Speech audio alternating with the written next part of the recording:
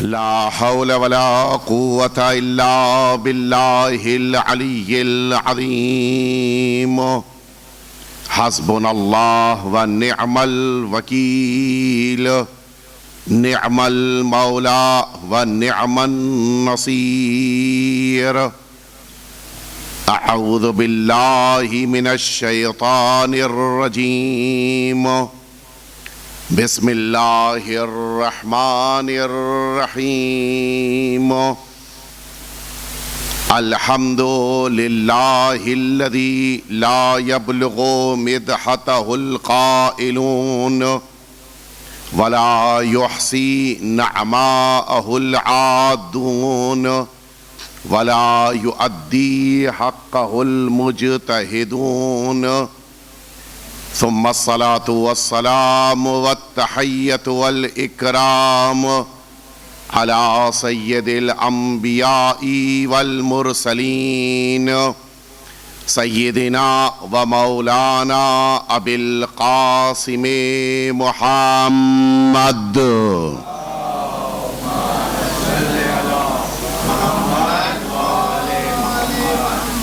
صلى الله عليه وعلى أهل بيته الأطيبين الأنجبين الذين أذهب الله عنهم الرجس وطهرهم تطهيرا اللهم صل على محمد لا سيما الإمام المبين بقية الله في الأرضين واللعنة الدائمة الباقية على أعدائهم أجمعين أما بعد فقد قال الله الحكيم في كتابه المبين يا أيها الذين آمنوا اتقوا الله وابتغوا إليه الوسيلة مل جل کے صلوات بھیج دیں آپ حضرات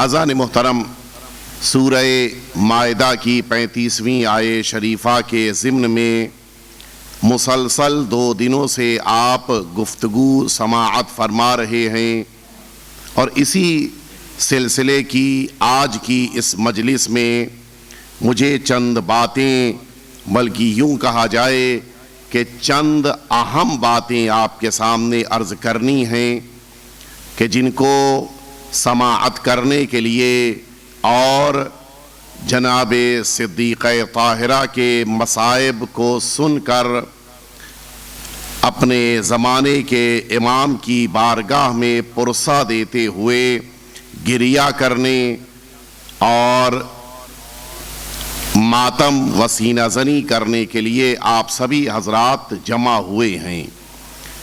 ظاہر ہے کہ جناب صدیقہ طاہرہ کی وہ عظمت کہ جو اللہ رب العزت کی نگاہ میں ہے اس کا بیان کرنا اور اس کا پیش کرنا کوئی آسان کام نہیں ہے بلکہ ایک عام بشر کے لیے ناممکن ہے۔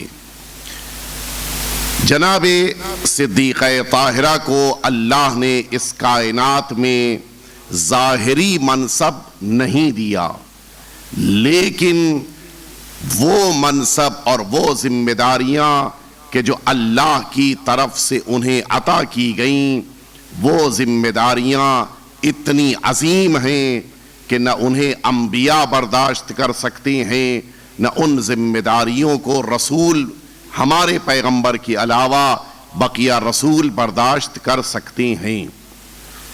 آئیے چلیے میں آپ کو لے کر چلوں کہ یہ ذمہ داریاں اللہ نے جناب صدیقہ طاہرہ کو کون سی عطا کی تھیں اور ان ذمہ داریوں کے لیے ہماری کیا ذمہ داری ہے اور اس منصب سے متعلق ہمیں اپنی زندگیوں میں کیا کرنا ہے۔ یہ وہ بات ہے کہ جس کا وعدہ میں مسلسل 2 دن کر رہا تھا آج مجھے آپ کے سامنے اس بات کو پیش کرنا ہے۔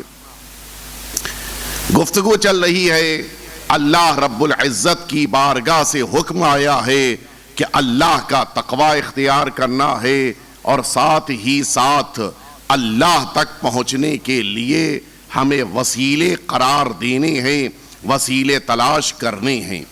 وسیلوں کی دنیا میں گفتگو میں نے عرض کیا کہ اللہ کی طرف سے وہ ہستیاں جنہیں اللہ نے اپنی ذات سے قریب رکھا ہے، وہی ہستیاں انسانوں کے لیے وسیلہ ہیں۔ بات یہاں تک پہنچی کہ اللہ کی بارگاہ میں پہنچنے کا بہترین وسیلہ یہ حضرات محمد و آل محمد صلوات اللہ وسلامہ علیہم اجمعین۔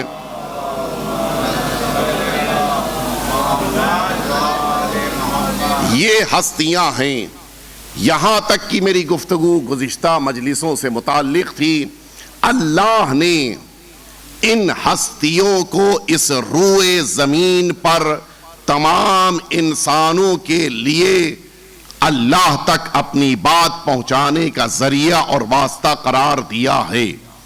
ان 14 معصومین کے درمیان جو اہمیت اور عظمت پنجتن پاک صلوات اللہ وسلامہ علیہم اجمعین کی ہے، مل جل کے صلوات بھیج دیں آپ۔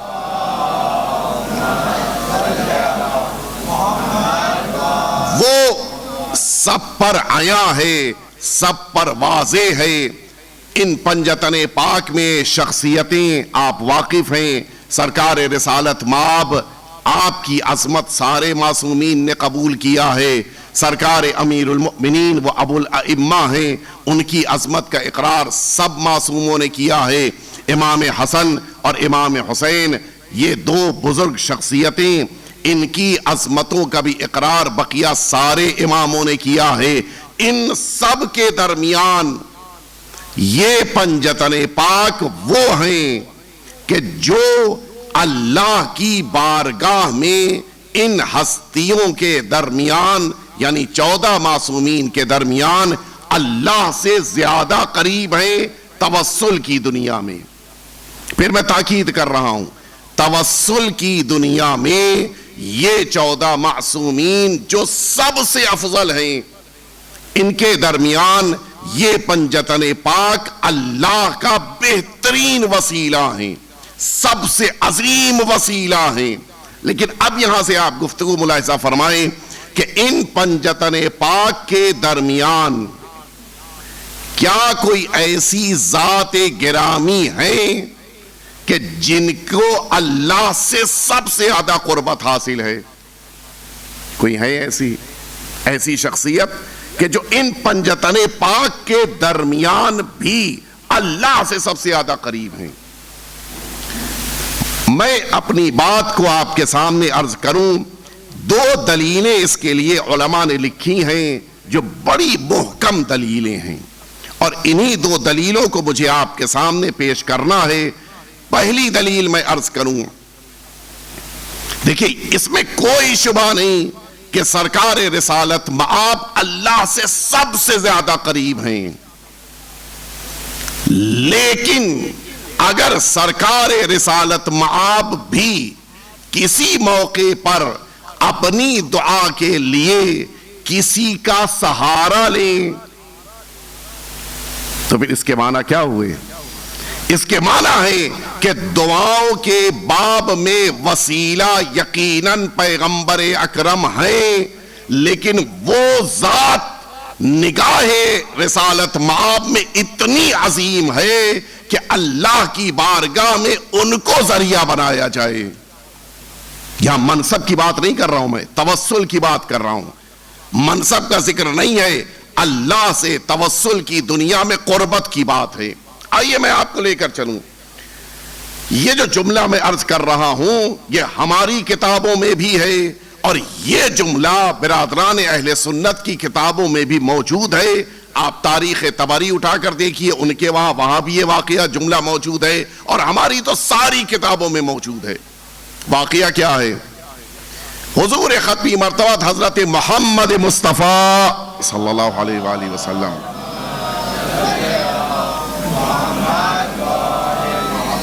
آپ ایک چھوٹا سا لشکر لے کے، مختصر سا لشکر لے کے اپنے بیت الشرف سے نکلے ہیں۔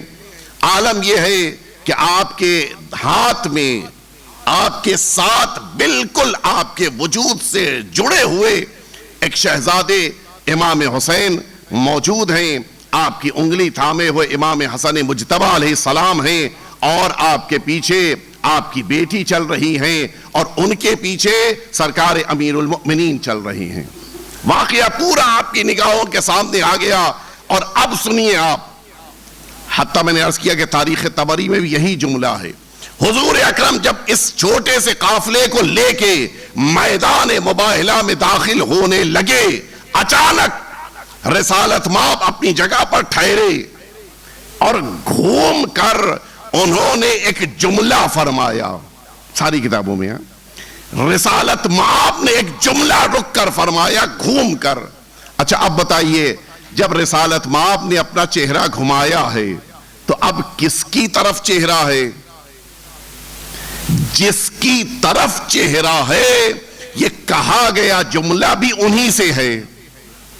اگر امام حسین سے کہنا ہوتا تو وہ تو بغل میں موجود تھے، گھومنے کی ضرورت ہی نہیں ہے۔ اگر امام حسن سے کہنا ہوتا تو پھر وہ تو ساتھ ساتھ چل رہے ہیں، آپ ذرا سا چہرہ نیچے کرتے امام حسن سے فرما دیتے۔ اگر سرکار امیر المؤمنین سے کہنا ہوتا تو صرف گھومنا کافی نہیں ہے بلکہ پیچھے کی طرف آنا ہوتا۔ اب کون ہے کہ جو رسالت مآب کے چہرے کے سامنے ہے کہ جن سے اب وہ جملہ سنیے، رسالت مآب فرماتے ہیں اذا دعوت فامن، میں میدان مباہلہ میں داخل ہو رہا ہوں، جب میں دعا کے لیے ہاتھ اٹھاؤں تو ذرا آمین کہہ دینا۔ آپ انصاف سے بتائیں یہ جملہ کس سے کہا جا رہا ہے؟ یہ اس عظیم شہزادی کو خطاب کر کے رسالت مآب نے فرمایا ہے کہ جن کا رتبہ نگاہ پیغمبر میں اتنا زیادہ ہے کہ جب پیغمبر دعا فرمائے تو جناب سیدہ آمین کہہ دے۔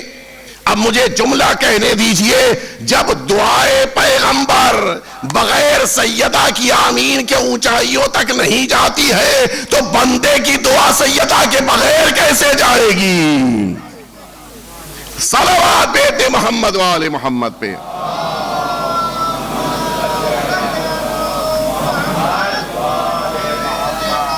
نگاہ پیغمبر میں جناب سیدہ کی عظمت کو تو آپ محسوس فرمائیں، اور اسی لیے آپ نے ساری آپ کے نگاہوں میں یہ حدیث قصہ، میں نے اس دن بھی اس کے بارے میں عرض کیا تھا، جناب رسالت مآب کے لیے جناب سیدہ کی کیا عظمت ہے، اس کو اگر سمجھنا ہے تو حدیث قصہ کی دنیا میں آئیے، جناب سیدہ عالمیان کا یہ بتایا ہوا پورا واقعہ۔ رسالت مآب کی طبیعت میں ناسازی ہے اور جناب رسالت مآب اپنی طبیعت کو صحیح کرنے کے لیے کہاں آئے ہیں؟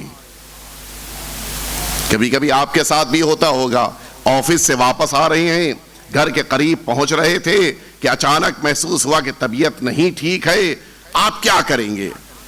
گھر جا کے تب واپس ڈاکٹر کے پاس علاج کے لیے آئیں گے، یا یہ سوچیں گے کہ پہلے چلیں ڈاکٹر سے دوا لے لیں اور اس کے بعد گھر آئیں، اس لیے کہ دوبارہ پھر یہاں تک آنا پڑے گا؟ تو بہتر کیا ہے؟ اچھا، رسالت مآب کے لیے اس مدینہ طیبہ میں کم سے کم 9 گھر موجود ہیں، 9 حجرے تو ہیں نا، رسالت مآب کی ازواج موجود ہیں، کسی بھی حجرے میں چلے جائیں آرام کر لیں، لیکن نہیں، رسالت مآب آئے ہیں جناب سیدہ کے پاس۔ انی اجدو فی بدنی ضعفا یا ضعفا دونوں وارد ہوا ہے، میں اپنے بدن میں کمزوری محسوس کر رہا ہوں۔ یا رسول اللہ، آپ کو کمزوری محسوس ہو رہی ہے تو آپ کسی طبیب کے پاس چلے جائیے، آپ کسی معالج کے پاس چلے جائیے، آپ کسی دوا دینے والے کے پاس چلے جائیے، لیکن آپ کا جناب سیدہ کے پاس آنا نہ طبیب کے پاس جانا، نہ معالج کے پاس جانا، نہ اپنی کسی زوجہ کے گھر میں آنا، بلکہ جناب سیدہ کے گھر آنا یہ اس بات کی علامت ہے دنیا سمجھتی ہے کہ رسول اللہ بیٹی کے گھر آئے ہیں، نہیں بیٹی کے گھر نہیں آئے ہیں، بلکہ رسالت مآب نے مریض ہونے کی بنا پر ڈاکٹر کو تلاش کیا ہے اور اب طبیب کے پاس آئے ہیں۔ اور اسی لیے آپ غور فرمائیے جناب رسالت مآب جب آئے ہیں تب تو یہ جملہ فرمایا ہے کہ میں اپنے بدن میں کمزوری محسوس کر رہا ہوں، لیکن جس موقع کے اوپر واقعات آگے بڑھے، نواسا آیا، دوسرا نواسا آیا، داماد کو بھی شامل کر لیا، بیٹی کو بھی شامل کر لیا، اب وہ نکاحت کہاں ہے؟ اب تو ہاتھوں کو اٹھا کے اللہ کی بارگاہ میں دعا ہو رہی ہے، جناب جبریل امین آ رہے ہیں تو جواب سلام دیا جا رہا ہے، اور اب حال یہ ہے کہ آیت پروردگار کی بارگاہ سے آ رہی ہے تو خوشی کا اظہار ہو رہا ہے، اور پھر امیر المؤمنین نے پوچھا ہے تو اب جناب رسالت مآب نے حدیث کسا کی فضیلت اور عظمت کو بھی بیان فرمایا ہے۔ وہ نکاحت کہاں گئی، وہ کمزوری کہاں گئی؟ اب تو گفتگو ہو رہی ہے، اب تو فضائل بیان ہو رہے ہیں، اب تو اللہ سے باتیں ہو رہی ہیں۔ اس کے معنی ہے جب تک جناب سیدہ کے دروازے پہ نہیں آئے تھے تب تک تو کمزوری تھی، لیکن اب در سیدہ کی عظمت ہے کہ وہ کمزوری غائب ہو چکی ہے۔ جناب رسالت مآب کو اب کمزوری محسوس نہیں ہو رہی ہے۔ یہ ہے جناب سیدہ کی وہ عظمت۔ آئیے میں نے دوسری دلیل آپ کے سامنے پیش کرنے کا وعدہ کیا تھا، اور اب اس دلیل کو آپ سنیں۔ تھوڑا سا صلوات بھیجیے اور آگے سمٹ آئیے آپ حضرات، ایک دفعہ مل جل کے صلوات بھیج دیجیے۔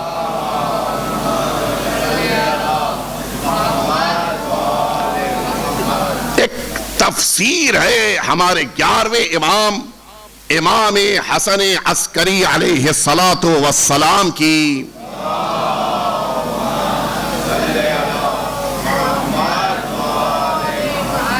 اس تفسیر میں آقا نے ایک حدیث ارشاد فرمائی ہے، اور اسی حدیث کو مجھے پیش کرنا ہے بطور سند۔ سنیں گے آپ مولا نے کیا فرمایا ہے؟ آقا فرماتے ہیں نحن حجج اللہ علی خلقہ، سارے اللہ کے مخلوقات پر حجت پروردگار ہم اہل بیت اطہار ہیں، ہم سب حجت پروردگار ہیں۔ اللہ کی بارگاہ سے کوئی بھی پیغام آنا ہے تو ہم کو ذریعہ بنایا جائے گا، بندوں کو اللہ کی بارگاہ تک پہنچنا ہے تو ان حجج پروردگار کو نمائندہ بنایا ہے اللہ نے، ان کے ذریعے سے جانا ہوگا۔ اور اس کے بعد اگلا جملہ کیا ہے؟ نحن حجج اللہ علی خلقہ وجدتنا فاطمہ ہی حجت علینا، تمام مخلوقات پروردگار پہ ہم اللہ کی حجت ہیں، اور ہم اماموں پر، ہم اہل بیت اطہار پر اللہ کی حجت ہماری جدہ ماجدہ جناب فاطمہ الزہرا ہے۔ اللہم صلی اب یہ حجت کسے کہتے ہیں؟ یہ سوال ہے نا۔ حجت لفظ آپ نے ہمیشہ سنا ہے، حجت اللہ، حجج اللہ، یہ کلمہ ہمیشہ سنا ہے آپ نے۔ میرے استاد آیت اللہ العظمیٰ شیخ وحید خراسانی حفظہ اللہ تعالی نے اس لفظ حجت کے 7 معانی بیان کیے ہیں۔ مختلف معنی ہیں کہ جو روایتوں میں جن کا ثبوت موجود ہے۔ ایک معنی، ظاہر ہے کہ 7 نہیں بیان کرنے کا وقت ہے، ایک معنی یہ ہے کہ جسے اللہ حجت بناتا ہے اس ذات کو انسانوں کی دعاؤں کو اللہ تک پہنچانے کا واسطہ بناتا ہے۔ آپ نے غور فرمایا؟ انسان اور اللہ کے درمیان جو حجت ہے وہ انسانوں کی باتوں کو اللہ تک پہنچاتے ہیں۔ اب آپ حدیث کو اس ضمن میں ملاحظہ فرمائیں، مولا نے کیا فرمایا تھا؟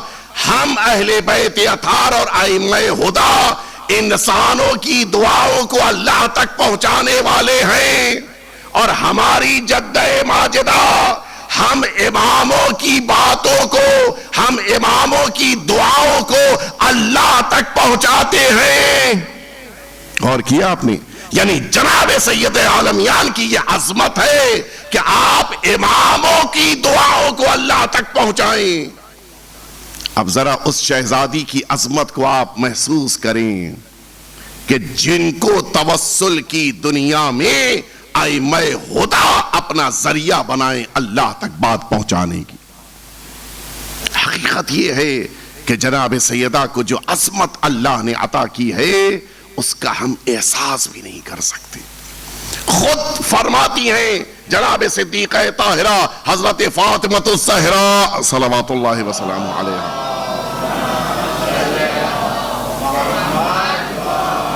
آپ کا ارشاد گرامی قدر ہے کہ نحن خاصتہ ومحل قدسہ، ہم اللہ کے خاص بندے ہیں، ہم سے زیادہ اللہ سے کوئی قریب نہیں ہے۔ ومحل قدسہ، اللہ کے تقدس کا مرکز ہم اہل بیت اطہار ہیں۔ اللہ کی تقدیس کرنی ہے، اللہ کی پاکیزگی کا اعلان کرنا ہے تو تقدیس پروردگار کا مرکز ہیں اہل بیت اطہار۔ اور اس کے بعد اگلا جملہ سنیں گے، وَنَحْنُ وَسِيلَتُهُ فِي خَلْقِهِ، اللہ کے مخلوقات کے درمیان وسیلہ ہم اہل بیت اطہار ہیں۔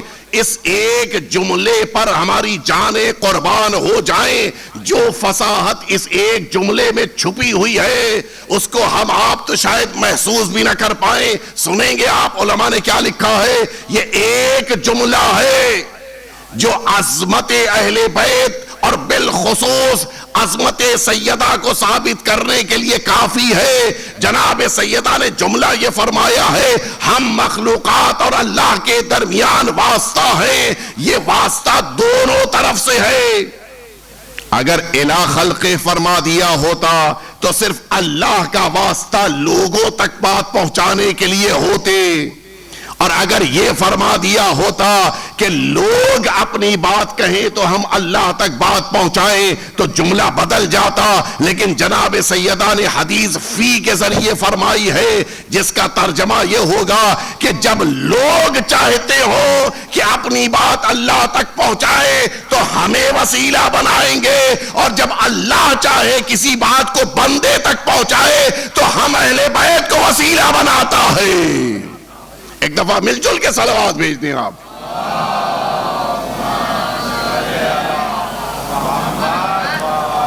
اب آپ کو میں لے کے چلوں کہ توسلیات کی دنیا میں جو سب سے زیادہ توسل ہے وہ جناب سید عالمیان سے ہے۔ سب سے کامیاب اگر توسل کوئی ہے تو جناب سیدہ سے کیا جانے والا توسل ہے۔ آپ سنیں گے جناب سیدہ سے متعدد توسل وارد ہوئے ہیں، اور ان توسلوں کو اپنی زبان پر جاری کرنا یہ ہم سب کے لیے بہت بڑا شرف ہے۔ اور بقیہ توسل تو ایک طرف، خود جناب سیدہ کا نام کافی ہے۔ آپ نے شاید سنا ہوگا آیت اللہ سید مرتضی کشمیری علیہ الرحمت والرضوان، بڑے جلیل القدر عالم دین گزرے ہیں، اور استخارے کی دنیا میں آپ کی شخصیت لاجواب تھی۔ میں نے ملاقات کی ہے، 2005 میں ان کا انتقال ہوا تو یہی حوض علمیہ قم میں بڑا مجمع تھا ان کی تدفین میں۔ بڑے عظیم انسان، پوری زندگی نجف اشرف میں گزاری تھی، لیکن ظاہر ہے کہ مظالم صدام کے بعد منتقل ہو گئے تھے حوض علمیہ قم۔ میں بھی کافی عرصے تک ان کے خدمت میں رہا، اور بڑے میں نے ان کی کرامتیں بڑے قریب سے دیکھی ہیں۔ ان کی کرامتیں خود یہ واقعہ انہوں نے بھی بیان کیا ہے، اور ان کے بارے میں لکھی گئی کتاب میں بھی ہے، دو تھوڑے سے فرق کے ساتھ کچھ جملے درمیان کے جو خود ان کے بارے میں تھے انہوں نے نہیں بیان کیے تھے۔ سنیں آپ واقعہ، یہ خود کشمیر کے تھے، اور ان کے والد منتقل ہو گئے تھے نجف اشرف، لیکن یہ ٹائٹل کشمیری باقی رہا، اور یہ خود بھی کشمیری زبان جانتے تھے۔ ایک طالب علم تھا نجف اشرف میں، عباس لاری، یہ خود بھی کشمیر کا تھا. اس نے ماہ مبارک رمضان تھا، اور ماہ مبارک رمضان میں اس زمانے میں طریقہ یہ تھا کہ بس ایک ہی 2 جگہوں کے اوپر افطار کا اہتمام ہوتا تھا. بقیہ لوگ اپنی مسجد میں نماز پڑھ کے واپس گھر آتے تھے، پھر وہاں افطار کرتے تھے. اس نے بھی طریقہ اس کا یہ تھا کہ ہر روز دوپہر میں افطار تیار کر کے رکھ دیتا تھا، اور پھر چلا جاتا تھا مسجد. 2-3 گھنٹے پہلے وہاں بیٹھ کے قرآن مجید کی تلاوت کرنا، پھر مغرب تک وہاں پہ رکنا. مغربین کی نماز کا وقت آ جائے تو اذان ہو، وہیں پر نماز با جماعت ہوتی تھی، اس میں شرکت کرے اور پھر واپس آ کے اپنے حجرے میں افطار کرتا تھا. یہ عباس لاری نے اس دن اپنی افطار پوری طرح تیار کر لی، اور اب یہ عباس لاری آئے، چلے مسجد اور قرآن پڑھیں، اور اپنے ہر روز کے روٹین کے مطابق پھر مغرب بعد واپس پلٹیں گے. آئے، قرآن پڑھا، اذان ہوئی، مغرب کی نماز پڑھی، واپس پلٹے. اب جو اپنے حجرے تک پہنچے، اپنی جیب میں ہاتھ ڈالا کہ چابی نکالیں، پتا چلا چابی ہے ہی نہیں، تالا بند ہے، چابی غائب. اب یہ جیب ڈھونڈی، ادھر کی جیب، اوپر کی جیب، ہر طرف ڈھونڈ رہے ہیں، کہیں چابی نہیں ہے. بڑے فکر مند، بڑے پریشان. اچھا ذرا آپ سوچیں کہ جب اندر افطاری رکھی اور خوشبو باہر آ رہی ہو، کیا بھوک کا عالم ہوگا. صبح سے انسان بھوکا ہے، روزہ رکھے ہے. آپ ہم بھی یہی ہوتا ہے کہ ماہ مبارک رمضان میں روزہ افطار کرنے سے پہلے، نماز پڑھنے کے بعد جو ہمارا حال ہوتا ہے، اگر اس وقت کہہ دیا جائے کہ 10 منٹ بھی رک جاؤ تو 10 منٹ بھی برداشت نہیں ہے. کتنا سخت. اب یہ بے چینی سے تلاش کر رہے ہیں اپنی ساری جیبوں میں، کہیں چابی نہیں ہے. چلے دوبارہ کہ شاید ہو سکتا ہے اسی راستے سے مسجد گئے تھے، واپس آئے تو راستے میں کہیں چابی گر گئی ہوگی. وہ ایک شمع لی اور اس شمع کو ہاتھ میں لے کے یہ چلے کہ اس مسجد تک چلے، راستے میں ڈھونڈتے ہوئے جھکے ہوئے زمین پہ دیکھتے جا رہے تھے کہ شاید دکھ جائے کہیں ہم کو چابی. اچانک عباس لاری کا سر جا کے کسی سے ٹکرا گیا. آپ جو گھبرا کے دیکھا تو پتہ یہ چلا کہ آیت اللہ سید مرتضی کشمیری علیہ رحمت والرضوان، جو اتفاق سے اس کے بھی استاد تھے، وہ چلے آ رہے ہیں. خیریت بیٹا، کیا ہو گیا؟ اب تو پوچھیں گے نا کہ اتنی بے چینی میں تم کچھ ڈھونڈتے ہیں، کیا غائب ہو گیا ہے؟ کہتے ہیں استاد کیا بتاؤں، افطاری جس کمرے میں رکھی ہے اس کمرے کے تالے کی چابی غائب ہو گئی ہے. اچھا کہاں ہے تمہارا کمرہ، تمہارا حجرہ کہاں ہے؟ کہ فلاں مدرسے میں ہے. کہ چلو مجھے دکھاؤ. اچھا پہلا ذہن میں تصور کیا پیدا ہوگا؟ ہمارے آپ کے ساتھ بھی ہوتا ہے، جس کا جو کام ہے بس وہی کر سکتا ہے. میز بنانی ہے تو کارپینٹر بنائے گا، مولانا تو نہیں بنائیں گے نا. دوا لینی ہے تو ڈاکٹر بتائے، انجینئر تو نہیں بتائے گا.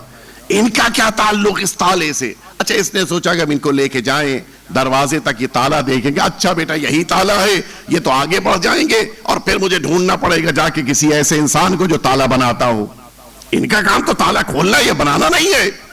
خیر بات دل ناخواستہ چلے یہ لے کے استاد. اچھا اتنے میں ایک شاگرد نے دیکھ لیا تھا، وہ دوڑتا ہوا گیا کہ قبلہ آ رہے ہیں مدرسے میں، اور پورے مدرسے کے طلاب، اچھا وہ سب تو افطار کر چکے تھے، وہ سب جمع کہ استاد آ جا رہے ہیں حوضے میں، استاد آ رہے ہیں ہمارے مدرسے میں. ایک عجیب رونق پیدا ہو گئی. سارے شاگرد کھڑے ہیں.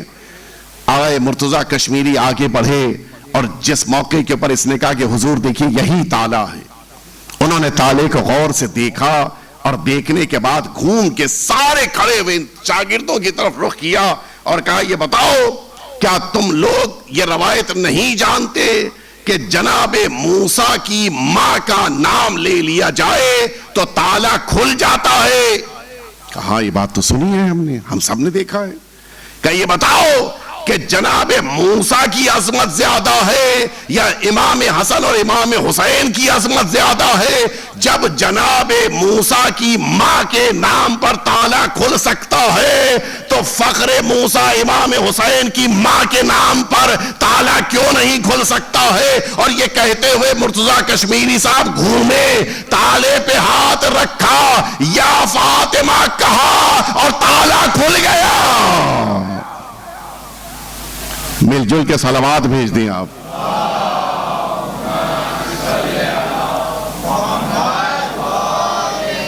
زندگی کی مشکلات میں گھرے ہوئے انسان اپنے بند دروازوں کے تالوں کو اگر کھولنا چاہتے ہیں، آئیں جناب سیدہ کی بارگاہ میں آئیں۔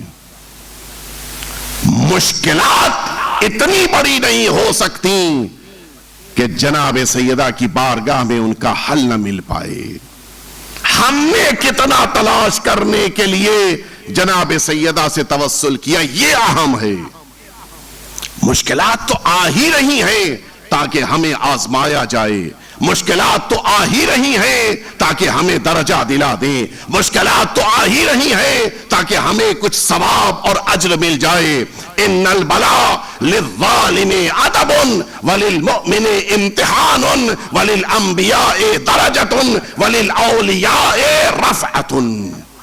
اللہ جب مشکلات میں انسان کو ڈالتا ہے، یہ ظالم انسان ہے تو اس کو مشکلات کے ذریعے سزا ملتی ہے، مومن ہے تو اس کا امتحان ہوتا ہے تاکہ اسے اجر دے دیا جائے، انبیاء ہیں تو ان کے درجے کو بڑھا دیا جاتا ہے، اگر اولیاء ہیں تو ان کو اللہ سے اور قریب کر دیا جاتا ہے۔ تو مشکلات وہ ہیں جو انسان کو درجہ دلاتی ہے، مشکلات انسانی وجود میں کچھ کم کرنے کے لیے نہیں آتی ہیں، انسان کو اللہ سے قریب کرنے کے لیے آتی ہیں۔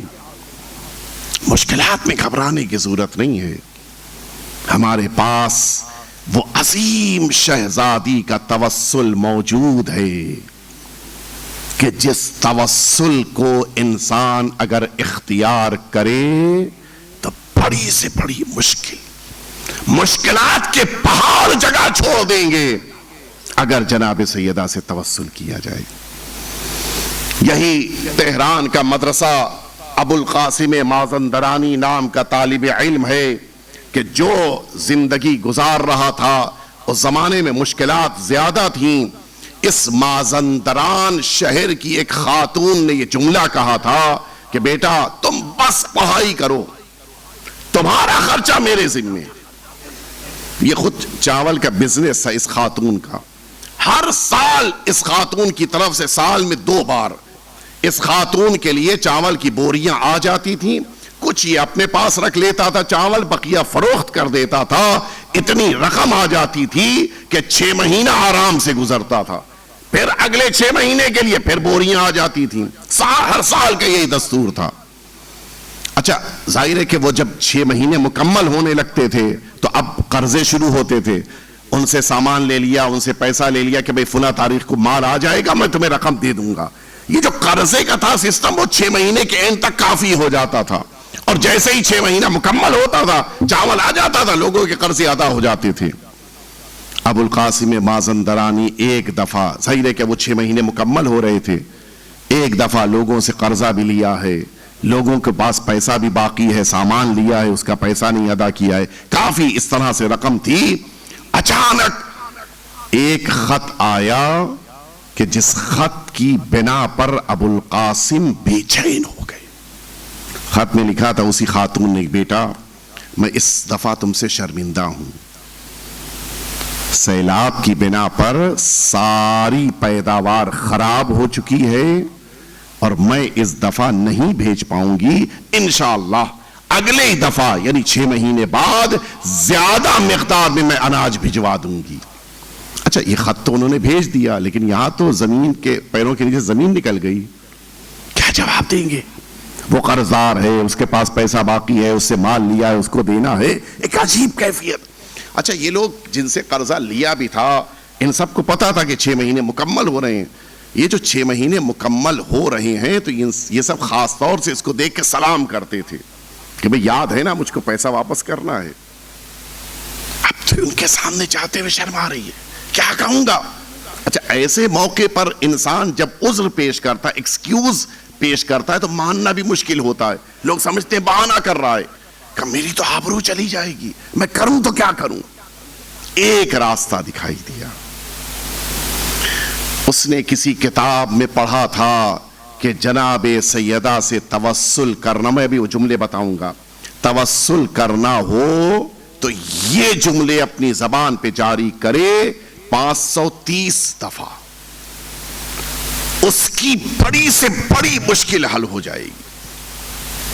میں عرض کروں بات روک کے شہر ممبئی میں ابھی انتقال ہوا اخیراً، اور شاید ہمارے بزرگ مہدی باپو صاحب کو بھی یاد ہوگا، ہم لوگ جب وہ محرم سے پہلے شیعہ پرسنل لا بورڈ کی میٹنگ کر رہے تھے، اس میں آپ بھی تھے، میں بھی تھا، وہ بھی موجود تھے مرد مومن.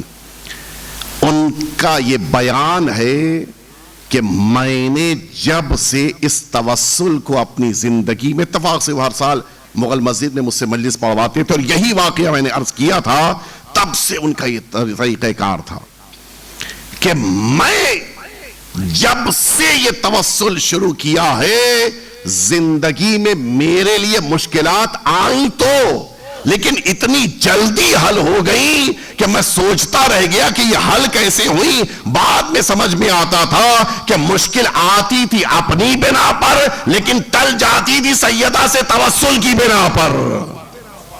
مل جل کے صلوات بھیج دیں آپ حضرات.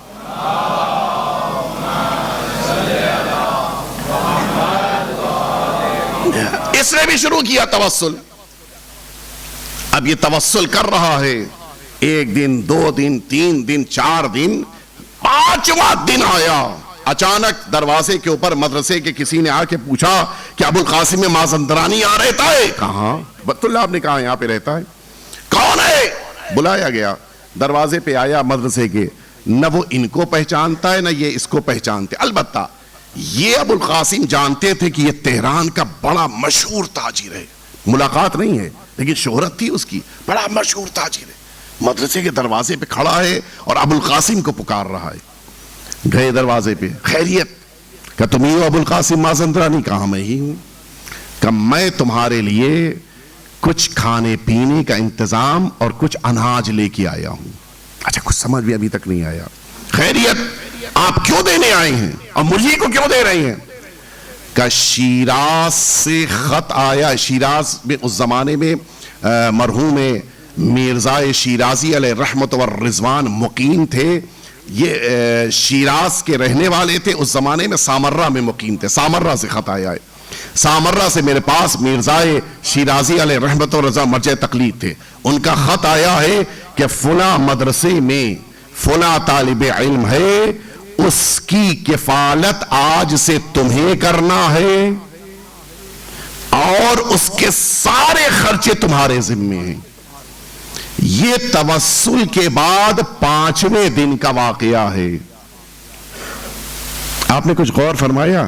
یہ آج کا دور نہیں ہے کہ آپ سامرہ میں بیٹھے ہیں اور بامبے میں یا مہورہ میں کسی کو میسج کریں تو فوراً پہنچ جائے گا. یہ اس زمانے کا واقعہ ہے کہ جس زمانے میں خط آنے جانے میں بھی مہینہ لگ جاتا تھا. ابھی بزرگواران جتنے ابھی پرانے زمانے میں یاد ہوگا جب یہ موبائل نہیں تھا، خط آنے میں کتنا ٹائم لگتا تھا. مثلا کسی کا گھر اگر یو پی میں ہے، یہاں تک خط آنے میں 3-4 دن لگتے ہیں نہیں لگتے ہیں. نہ جانے توسل 5 دن پہلے شروع کرنے کے باوجود پہلے سے کیسے مرزا شیرازی کو پتا چلا کہ اس بندے کو مشکل آنے والی ہے اور پھر یہ توسل کرے گا. غور کیا آپ نے؟ جناب سیدہ نے مرزا شیرازی سے یہ بات کہلوائی کہ جا کر کہہ دو کہ تم مشکل میں گھرے ہوئے ہو اور تمہاری ذمہ داری یہ تہران کا انسان کر رہا ہے. آپ توجہ فرمائے یہاں سے، یہ جو طالب علم تھا وہ توسل تو کر رہا تھا لیکن آخر کا ایک جملہ نہیں پڑھ رہا تھا. اس تاجر نے کہا کہ مرزا شیرازی نے اپنے خط میں لکھا ہے کہ اس طالب علم سے کہہ دینا کہ توسل جب کرے تو آخر کا یہ جملہ بھی پڑھ لے، اس لیے کہ توسل اس کے بغیر انکمپلیٹ ہے، اس کے بغیر نامکمل ہے. اب آپ نے غور فرمایا، توسل ادھورا ہو رہا تھا، توسل ناقص ہو رہا تھا، توسل نامکمل ہو رہا تھا، لیکن ادھر سے جب عطا ہوئی ہے تو عطائے سیدہ مکمل ہو رہی ہے. توسل میں کمی ہو سکتی ہے لیکن سیدہ کی عطا میں کمی نہیں ہو سکتی ہے. ایک دفعہ مل جل کے صلوات بھیج دیں آپ حضرات.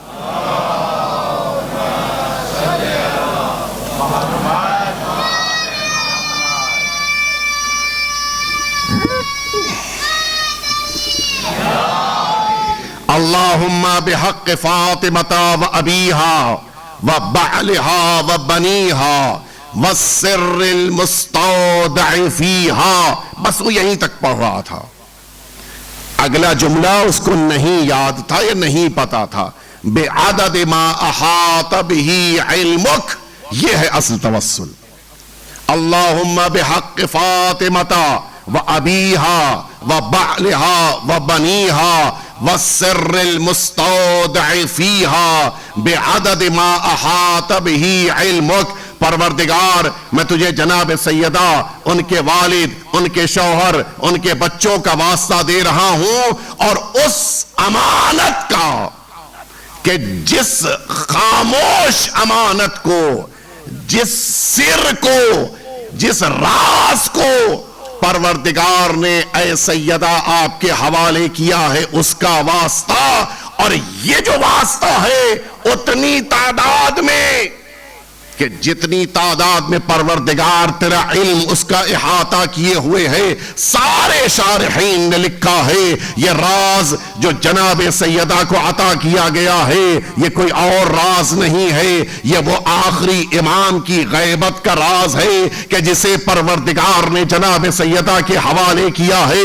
مجھے جملہ کہنے دیجئے، جب سیدہ کی بارگاہ میں بیٹھ کے توسل کریں تو اس آخری امام تک کو یاد کریں کہ جو خاندان زہرا سے، فرزند زہرا سے آئے گا یہ آخری وارث زہرا ہوگا کہ جن کے آنے کے بعد اس کائنات ہی کو سکون نہیں ملے گا، قلب سیدہ کو بھی سکون مل جائے گا. تو امام، اور اس توسل کو انسان جب بھی اپنی زبان پر جاری کرے بڑی سے بڑی مشکل آسان ہو جاتی. میرا وقت تقریباً پورا ہو گیا. ایک واقعہ عرض کر کے بات کو مکمل کر دینا ہے.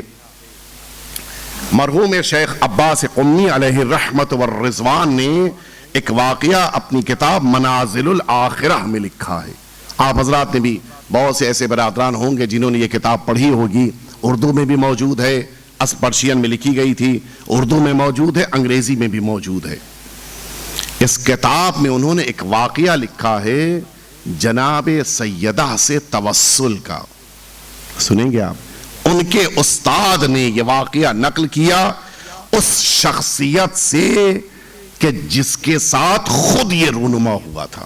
معمولاً آپ نے دیکھا ہوگا واقعات کے بیان میں نام بہت کم سامنے آ پاتے ہیں، لیکن اس واقعے میں جو نام سامنے آیا وہ بھی میں عرض کیے دیتا ہوں. وہ شخصیت کہ جن کے ساتھ یہ واقعہ رونما ہوا وہ خود شیخ عباس قمی کے استاد محدث نوری کے دوستوں میں تھے، اور انہوں نے یہ واقعہ مرحوم سے نقل کیا اور پھر ان کے ذریعے سے شیخ عباس قمی تک یہ واقعہ پہنچا. اسی ایران کے ایک شہر کا رہنے والا ایک انسان ہے کہ جو خود مولانا تھے، مولانا جعفر، اور ان کا ایک دوست کہ جس نے یہ واقعہ نقل کیا ہے وہ بھی اسی ایران کے تبریز کے رہنے والے تھے.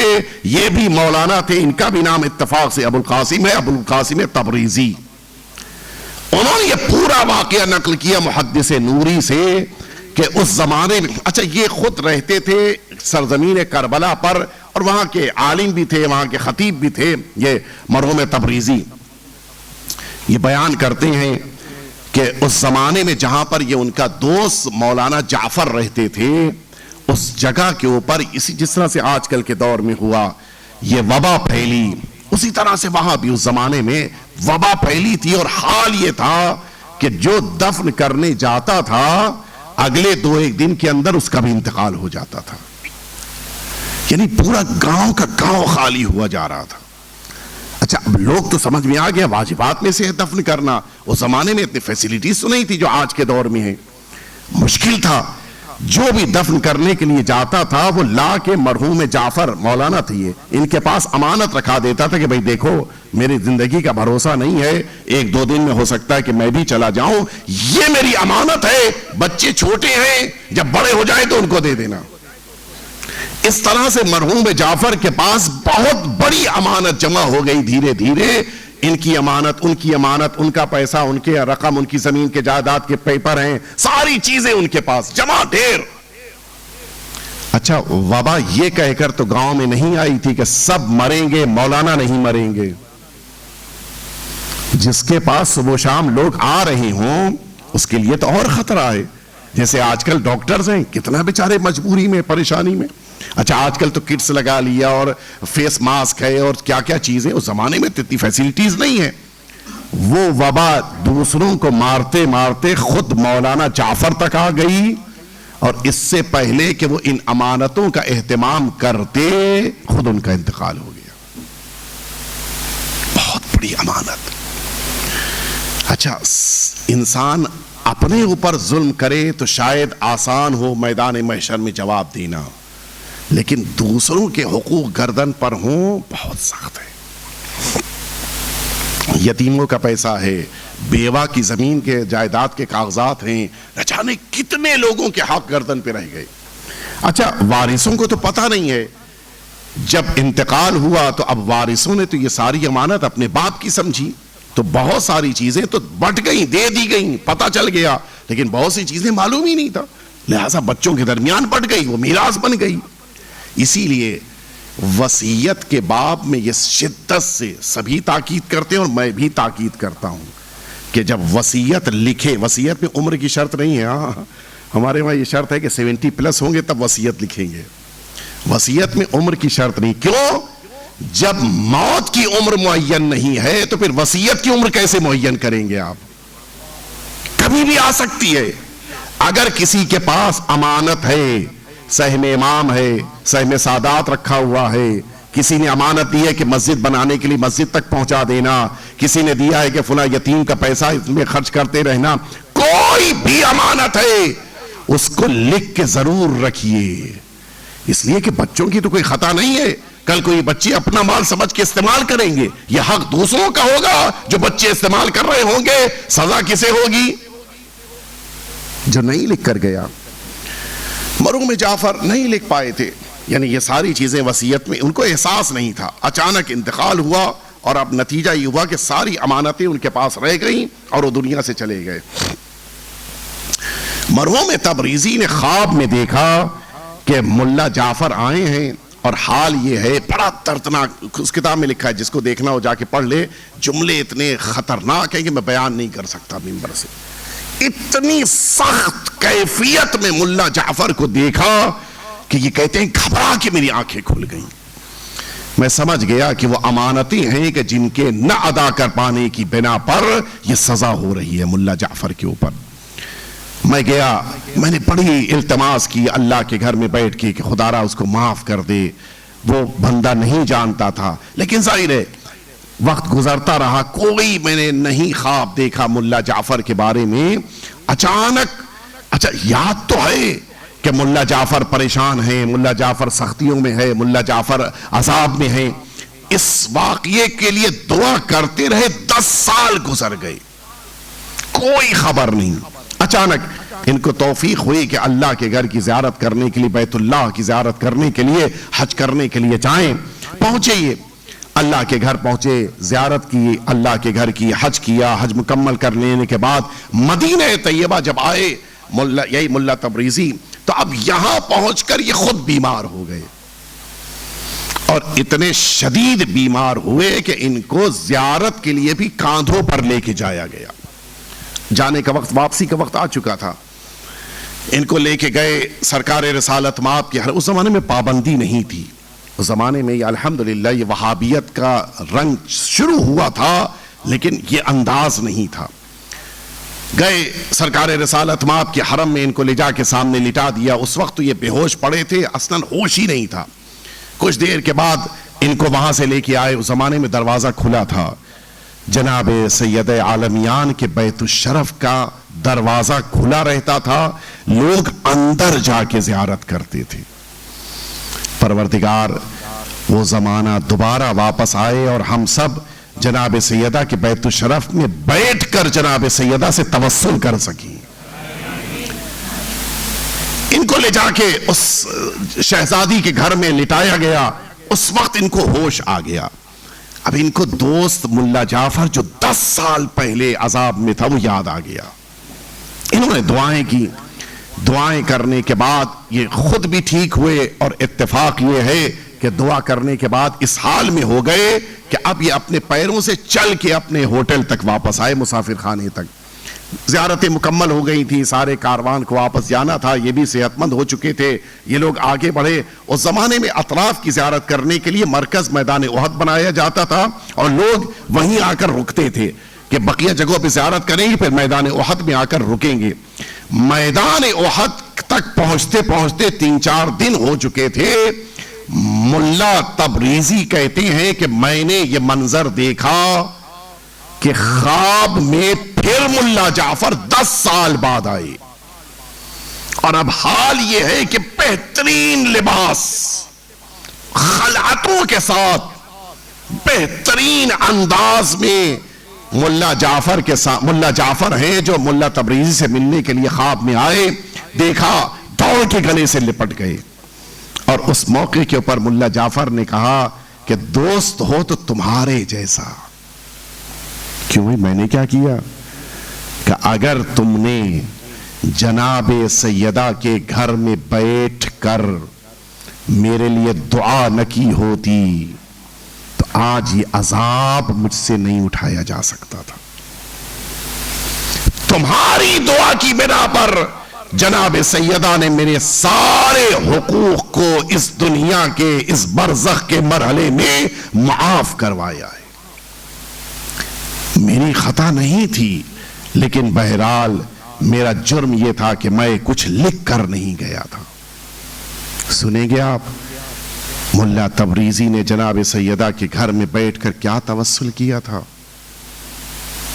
توسل کی دنیا میں جناب سیدہ سے بہتر کوئی نہیں ہو سکتا. جس موقع کے اوپر ان کی آنکھ کھلی, دیکھا جناب سیدہ کے گھر میں ہیں, جناب سیدہ کے بیت الشرف پہ اندر لیٹے ہوئے ہیں. ملا تبریزی کہتے ہیں کہ شہزادی, میں نے روایتوں میں پڑھا ہے کہ آپ کو آپ کے حسین سے بڑی محبت ہے. سیدہ, آپ کا حسین آپ کا سب سے پیارا بیٹا ہے, اور شہزادی آپ نہیں جانتی, آپ جانتی ہیں, لیکن میں تاکیداً عرض کر دیتا ہوں کہ میں کربلا میں آپ کے حسین کا پڑوسی ہوں. میں کربلا میں آپ کے حسین کے پڑوس میں رہتا ہوں. سیدہ, آپ کو جناب امام حسین کا واسطہ ہے, میرے اس دوست ملا جعفر کے اوپر عذاب ہو رہا ہے, اس کو عذاب سے نجات دے دیجئے گا. کہتا ہے کہ یہ کہتے کہتے میں رو رہا تھا, میں گریہ کر رہا تھا, اور یاد کر رہا تھا کہ سیدہ کو اپنے حسین سے کتنی محبت ہے. کربلا میں ہر مرحلے میں جب بھی سیدہ نے دیکھا کہ بیٹا مشکل میں ہے, سیدہ نے آ کے اپنے بیٹے کی مدد کی ہے. ہاں عزاداروں, بس 1-2 جملہ کربلا سے متعلق, پھر اصل مصائب آپ کے سامنے عرض کرنے ہیں. جناب سیدہ نے تو حسین کی مدد کربلا میں ہر موقع پہ ہر لمحے میں کی ہے. وہ شب عاشور کہ جس موقع کے اوپر حسین میدان کربلا میں خیموں کا تلایا پھر رہے تھے, صحابی پیچھے پیچھے چل رہا ہے, بتاتے جا رہے ہیں یہ علی اکبر کی قتل گاہ ہے, یہ میرے عباس کی قتل گاہ ہے, یہ میرے اصغر کا مقتل ہے. سب پڑھ لینے, سب بیان کر دینے کے بعد امام حسین کہتی ہیں کہ اب تو اپنے خیمے میں واپس چلا جا, اب میرے ساتھ آگے نہ بڑھنا. آقا, میں تو آپ کی حفاظت کے لیے آپ کے ساتھ چل رہا ہوں. نہیں, تو واپس چلا جا, اس لیے کہ میں گودال قتل گاہ کی طرف جا رہا ہوں, جہاں مجھے قتل کیا جا رہا ہے. مولا مجھے بھی ساتھ لیے چلیے. فرماتے نہیں نہیں, ارے گودال قتل گاہ میں میری ماں زہرا میرا ماتم کر رہی ہے, میں تجھے وہاں ساتھ میں لے کے نہیں جا سکتا ہوں. ہاں, سیدہ کربلا میں ہر جگہ موجود ہے, اور یہ تو ماں بیٹے میں معاہدہ ہوا تھا. جب جنازہ اٹھ رہا تھا, حسین نے ماں سے لپٹ کے کہا تھا, اے اماں, کربلا میں مجھے اکیلا نہ چھوڑیے گا. ہاں عزادارو سنو، مقتل آپ نے سنے ہیں، سارے مقاتل آپ کی نگاہوں میں ہے۔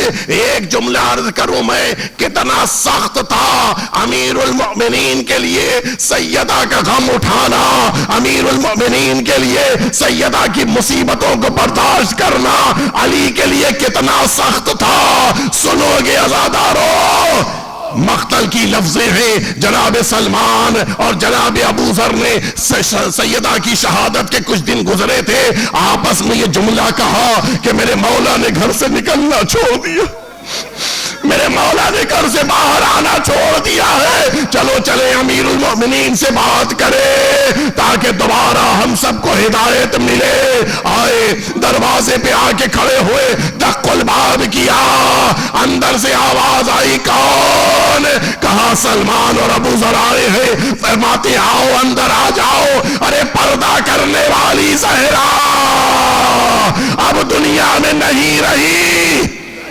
آئے، صحن خانہ میں داخل ہوئے، دیکھا امیر المؤمنین دو زانو ہو کر زمین پہ بیٹھے ہوئے ہیں، ایک زانو پر امام حسن بیٹھے ہیں، دوسرے زانو پر امام حسین بیٹھے ہیں، دونوں کے سروں پہ ہاتھ پھیرتے ہوئے یہ جملہ کہہ رہے ہیں، اے بچوں صبر کرو، تمہاری ماں جنت میں اپنے بابا کے ساتھ ہے، اے بچوں صبر کرو، زہرا کے لیے اتنا ماتم نہ کرو۔ یہ جملہ امیر المؤمنین کا سنا، سلمان و ابو ذر بھی گھبرا کے رونے لگ گئے۔ اس کے بعد کہتے ہیں، آقا آپ نے گھر سے نکلنا چھوڑ دیا ہے، نتیجے میں امت ہدایت سے محروم ہو گئی ہے، آقا آپ دوبارہ گھر سے نکلنا شروع کر دیجئے۔ سن سکو گے عزاداروں؟ آپ عاشور کے دن جس موقع کے اوپر امام حسین کے تابوت کی شبیہ دیکھتے ہیں، کتنا روتے ہیں آپ۔ ابھی میں شہادت سیدہ کی شب میں اسی بھاؤ نگر میں تھا، جب جناب سیدہ کا تابوت اٹھا ہے، لوگ سر و سینہ پیٹ رہے تھے، برداشت نہیں کر پا رہے تھے۔ ارے یہ تو شبیہ ہے، اس کو دیکھ کر یہ عالم ہوتا ہے۔ اب جملہ سنو، میرے آقا کہتے ہیں، اے ابو ذر، اے سلمان، میرا دل بھی چاہتا ہے کہ گھر سے باہر نکلو، لیکن گھر سے نکلنے کے لیے دروازے سے گزرنا پڑے گا۔ سن سکو گے جملہ؟ میرے آقا کہتے ہیں، میں ہمت کو جمع کر کے جب اپنے گھر کے دروازے تک آتا ہوں، دروازے پہ نظر پڑتی ہے، مجھے میری زہرا یاد آ جاتی ہے، مجھے ایسا لگتا ہے دروازے کے پیچھے سے کوئی آواز دے رہا ہو، یا فضت خذینی، اے فضہ مجھے سہارا دو، میرا محسن قتل ہو گیا، میں سیدہ کو یاد کرتا ہوں، پھر واپس آ جاتا ہوں، مجھ سے برداشت نہیں ہوتا، میں اس دروازے سے گزر کے کیسے باہر جا سکتا ہوں؟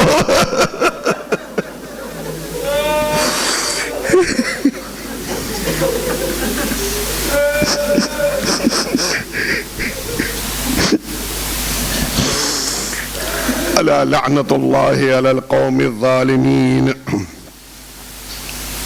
وسيعلم الذين ظلموا أي منقلب ينقلبون۔